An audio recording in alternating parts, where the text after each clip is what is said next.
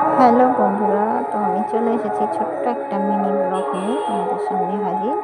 তো আমি তো কখনো ব্লগ দিইনি, তো আজকে একটা ব্লগ ভিডিও আমি এনেছি তোমাদের সামনে। এই দেখো আমি পুঁইশাক কাটা রেডি, পুঁইশাকের পাতা। তো আমার মা মশলা বাটছে, মশলাটা বাটা রেডি।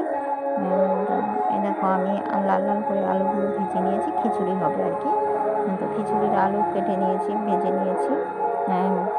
মিষ্টি কুমড়ো দিয়ে বেগুন আলু দিয়ে ভাজা হয়ে গেছে।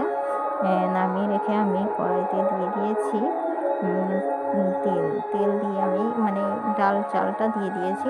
আর কী কী ফোড়নে দিয়েছি তোমাদেরকে দেখাতে পারিনি। তো কী করবো, নতুন ব্লগ করছি তো বুঝতে পারছি না যে কীভাবে কী করবো।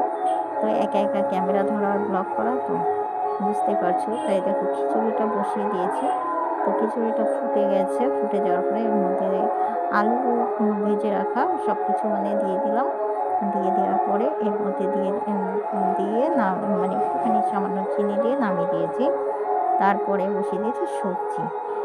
সবজি সব কিছু একসাথে দিয়ে পটল আছে, বেগুন আছে, আলু আছে, মিষ্টি কুমড়ো আছে, দিয়ে একসাথে ভেজে নিয়েছি। ভেজে নেওয়ার পরে এর মধ্যে দিয়ে দিচ্ছি লবণ, হলুদ আর মশলা।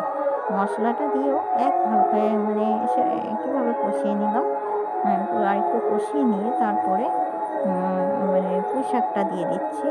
পুঁই শাকটা দিয়ে দিলাম। পুঁই শাকটা দিয়ে দেওয়ার পরে তো এবার একটু কষানোর পরে পুঁই শাকটা দিয়ে হালকা কষিয়ে নিলাম। নেওয়ার পরে এবার ইয়ে এর মধ্যে একটু চিনি পরিমাণ মতন দিয়ে তারপরে সবজিটা নামিয়ে নিয়েছি। নামিয়ে নেওয়ার পরে দেখো আমরা সবাই খেতে বসে গেছি। তো সবাই মিলে আমরা খেতে বসেছি, বাড়িতে লোক এসেছিলো, তো তাদেরকে দিয়েছি। তো সবাই বলছে খিচুড়িটা টেস্টি হয়েছে, শুধু রিভিউটা দেখো।